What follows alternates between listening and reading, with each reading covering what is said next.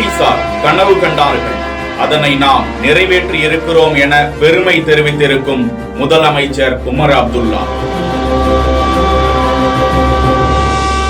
செனாப் ஆற்றின் மீது பறக்கும் வந்தே பாரத்.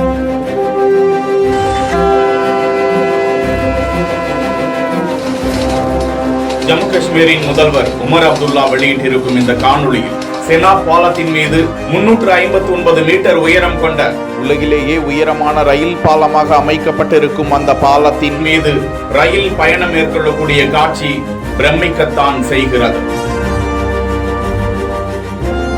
இது குறித்த இனாகுரேஷன் நிகழ்ச்சியில் பேசிய உமர் அப்துல்லா, பிரிட்டிஷார் இது குறித்து கனவுதான் கண்டார்கள், அதனை நீங்கள் நிறைவேற்றி இருக்கிறீர்கள் என பிரதமர் மோடிக்கு பாராட்டுகளையும் நன்றிகளையும் தெரிவித்துக் கொண்டார்.